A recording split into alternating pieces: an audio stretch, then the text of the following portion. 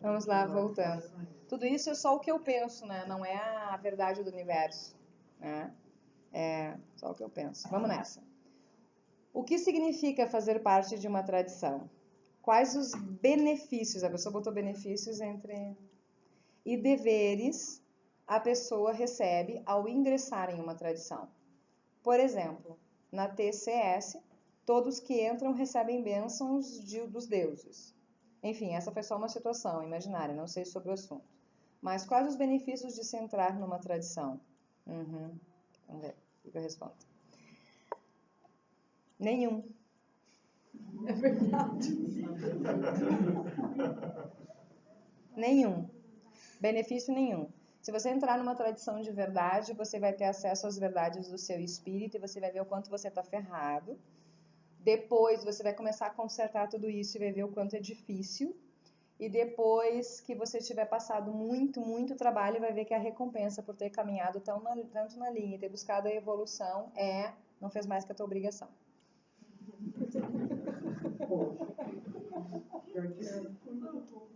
Né? De repente a pessoa quer ganhar um carro, né? Do tipo, eu vou entrar numa tradição e aí os deuses vão abençoar, eu vou ficar rico. Um caminho espiritual hoje, ele está muito perdido. Então as pessoas que entram para a tradição, ou para tradições, ou para qualquer coisa religiosa, elas estão buscando a evolução do seu espírito e resgatar coisas que ficaram enroladas. Né? Se eu pudesse dizer sobre os benefícios de se ter uma tradição, é não ser um aipim. Né? Os aipins não têm cabeça. Né? E principalmente poder te olhar no espelho e saber que tu começou a caminhar de volta para o teu lugar. Eu acho que esse é um bom benefício.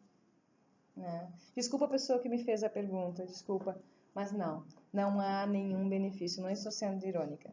Tá bom, estou sendo irônica. Mas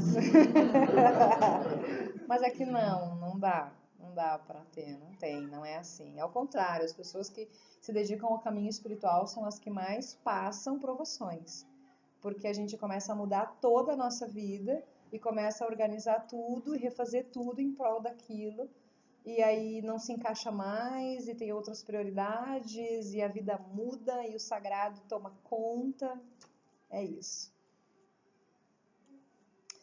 Como é possível ter um namoro onde a paixão e o desejo não acabam? Puxado. Tá puxado hoje.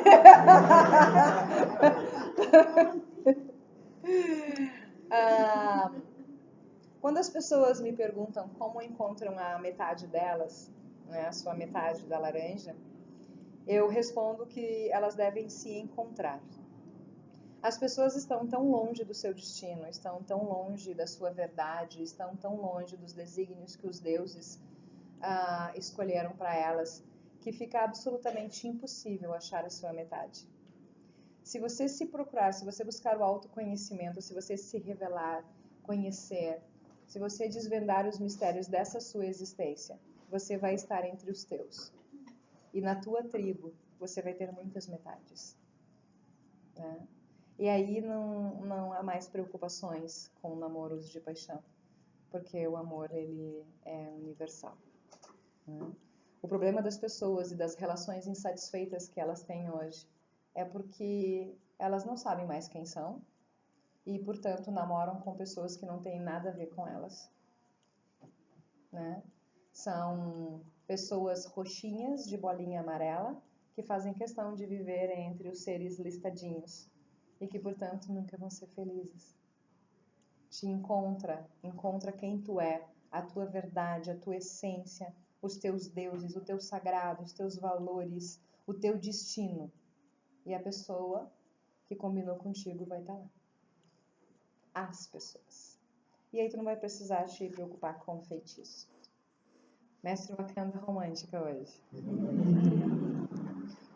Mestre Wakanda também é romance.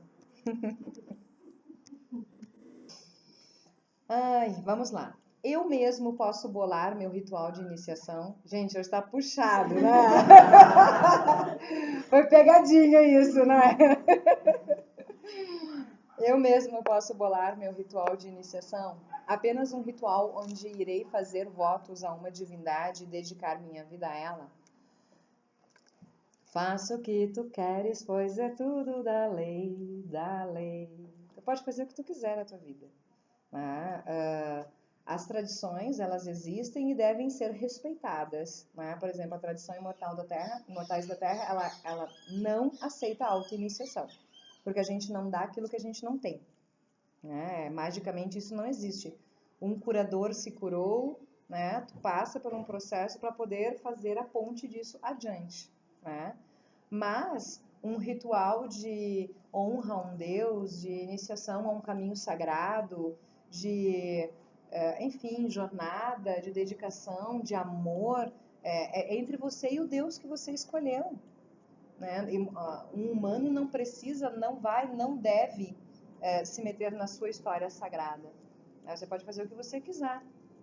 Né? Mas você não pode, por exemplo, fazer um ritual seu de iniciação e depois querer que alguém de uma tradição que não faz isso reconheça a sua iniciação. Você está perguntando se ela é válida magicamente? Sim. Você está me perguntando se os outros têm que engoli-la? Não. Simples assim. Né? Você pode fazer o que você quiser, mas também há de respeitar o caminho dos outros. Né? Senão daqui um pouco eu decido que vou abrir para mim, sei lá, um templo budista, porque eu decidi fazer votos e aí eu vou fazer. Não, né? Respeitem cada momento, cada religião. Se a gente quer ser respeitado, né, gente? E a gente quer.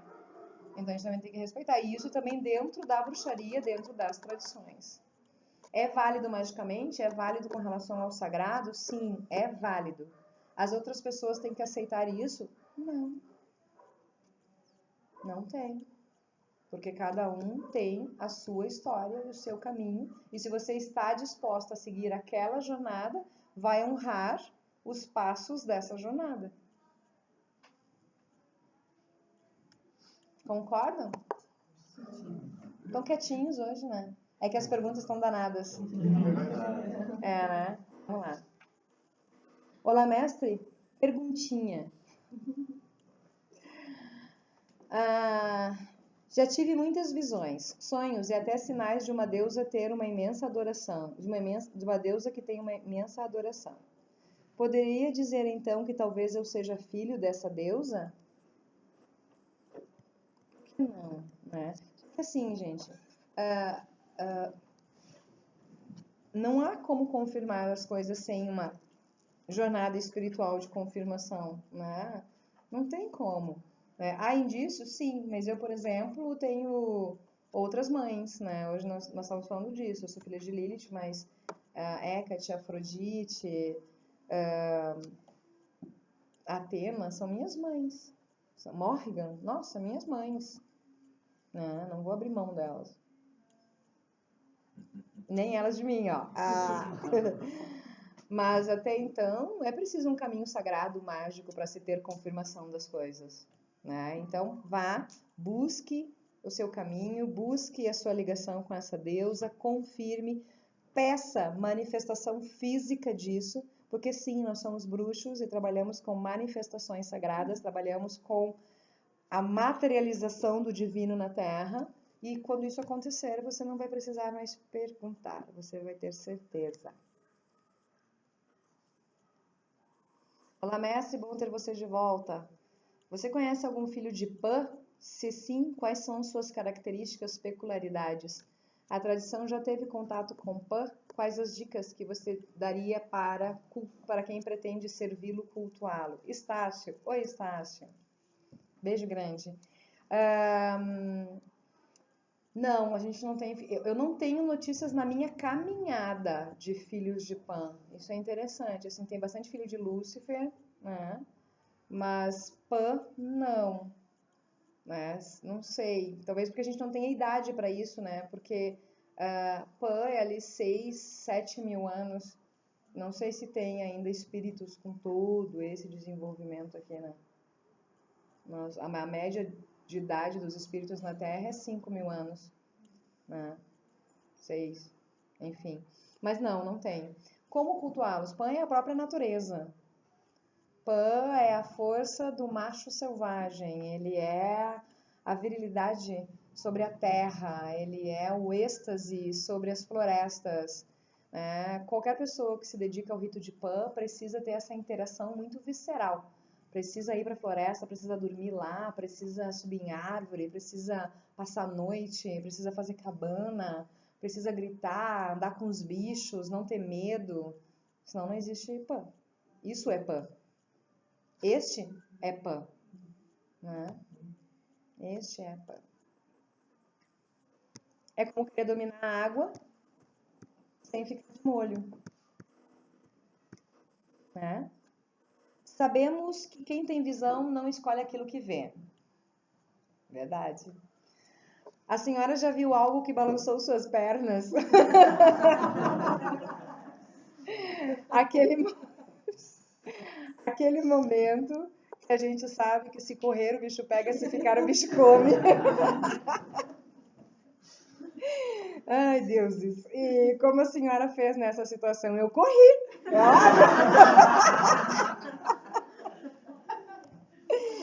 Na bruxaria é óbvio que a gente já passou por situações de risco, passou por situações engraçadas e, enfim, é óbvio, né? Teve um ritual de Hades que nós fizemos dentro da tradição, que quando a floresta sumiu na nossa frente, a gente realmente, né, pensou que não ia haver amanhã, né? Ficou um vazio. Tu estuda tudo, né? Tu estuda que Hades significa o invisível, tu estuda que Hades enfim, a força do escuro, tudo tu estuda, né? Tudo muito lindo, né? Maravilhoso na teoria, tá? Quando nós estávamos no ritual, com uma fogueira e tal, e quando a floresta sumiu e ficou tudo negro ao redor, absolutamente negro, só a fogueira e negro ao redor, eu pensei, por onde eu saio? Por onde eu saio? Né? A primeira vez que nós iluminamos a terra, que a gente estava numa floresta, eu chorei muito e me despedi da minha família. Eu achei que nós não íamos amanhecer. A primeira vez que nós recuamos o mar, nós tomamos um caldo e quase morremos afogados, porque a gente não sabia desfazer o que a gente fez. E até hoje não sabemos. E espiritualmente também, assim, né? Situações de espírito mesmo, com demônios, né? Eu trabalho com exorcismo, então a situação mais trash foi ver uma criança no teto. Foi assim, do tipo, quando eu entrei e a criança estava grudada no teto e as pessoas tinham me chamado ali para resolver, eu disse, o que eu estou fazendo na minha vida? Que brilhante ideia foi essa, Wakanda? Né?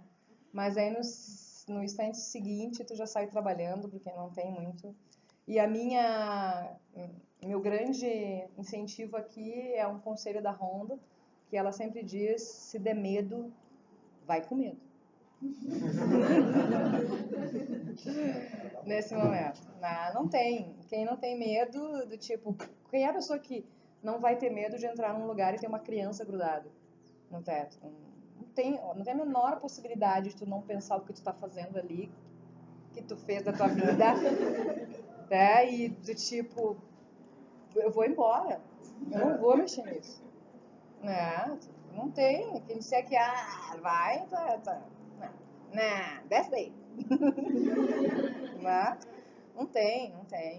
E com situações mesmo, uma vez eu sofri um ataque dentro da minha primeira loja, que era um demônio, e eu estava com clientes dentro da loja, e por onde ele ia passando nas pessoas, ele ia queimando as pessoas. E aí os clientes ficaram com as clientes e alunos, né, com as pernas, braços queimados e tal. E destruiu parte da loja. E nesse momento eu tinha um coven comigo que abriu a porta e foi embora. Né? E eu não sabia o que fazer. Não sabia mesmo. Eu enchi a banheira do espaço e botei as pessoas com as pernas dentro d'água. E selei daí um círculo ao redor da água, né? Porque primeiro eu protegi as pessoas, deu certo, né? A água e a elevação. né? Tracei o círculo e botei eles dentro para ele parar de machucar as pessoas e fui resolver. E eu fui morrendo de medo, porque ele falava dentro da loja. Esses dias até apareceu a cliente lá, uma das clientes que foi queimada, apareceu lá no espaço. Ela sentou no espaço e contou toda a história. Sabrina, beijo, Sabrina. Disse, eu estava lá, ela disse. E eu não sabia, não tinha pálida ideia do que fazer, pânico geral, total, absoluto, do tipo, ferrou, né? Daí nessa hora eu sempre chamo pela minha mãe, acendi o caldeirão, quando eu acendi o caldeirão ele me queimou, fiquei sem cabelo, com parte do rosto queimado, queimei uma mão, né? E mesmo assim fui continuando, traçando o selo, quando eu tracei a Lagos, a runa na porta, ele disse, em nome de Padre, Filho e Espírito Santo. Ele disse. E as portas do espaço começaram a fazer tum. E eu, bem burra nessa época, não entendia nada de magia, fui lá e fechei as portas. Não se fecham as portas. Não se fecham as portas nem as janelas, né? As portas são portais. E quando algo desequilibra o templo ou a casa, as portas se batem para quebrar aquele portal. A casa mágica está tentando te ajudar. E tu vai lá e fecha. Mas deu certo. Lá pelas tantas eu fui possuída pela coragem de não morrer naquele dia, né? E comecei a traçar selos em todas as paredes, em todos os lugares. Consegui prender ele na minha capa. Foi a primeira vez que eu vi a capa realmente fazer efeito de flutuar, assim, com o ser de baixo. Daí botei a capa em cima do espelho e desci no espelho para arrastar ele, né? Foi o que deu certo. E não me arrependo de ter sempre passado dos limites para fazer as coisas e faria tudo de novo. E alguém tem que fazer, né? Se dependesse de experiências seguras, nós não estaríamos aqui, porque Crowley, Eliphas e toda essa galera aprontou horrores, né? Fazendo as coisas. Então, nem sempre a gente vai saber tudo que está ali, né? Nem sempre. A gente vai. E, claro, tive muito medo, muitas vezes levei surra, tunda, fiz e acontecer, muitas vezes, normal.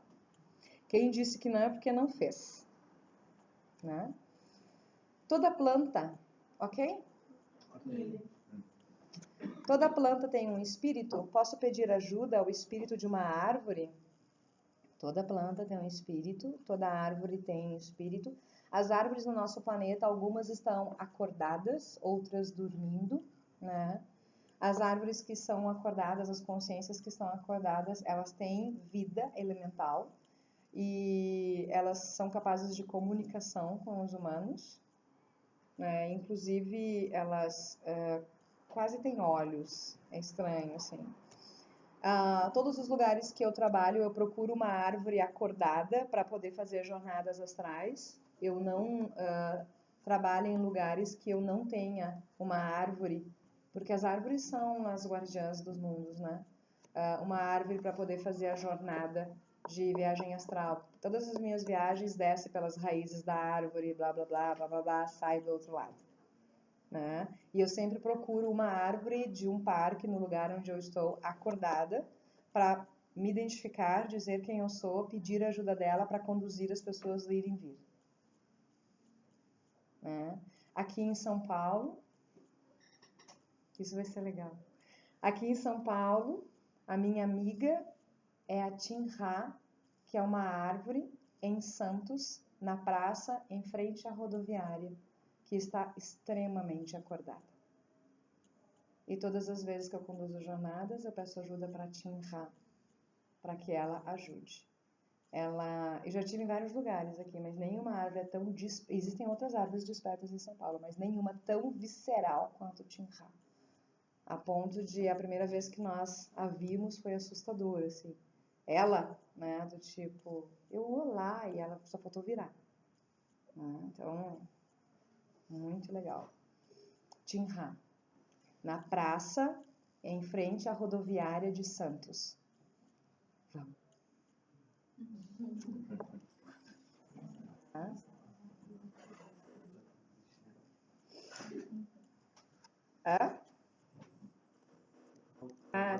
itinerário. Uhum. Pode dar uma dica para o amor verdadeiro? Já dei. Encontre-se. Né? É isso. Encontre-se. E você estará ao lado dos seus. Parando de novo.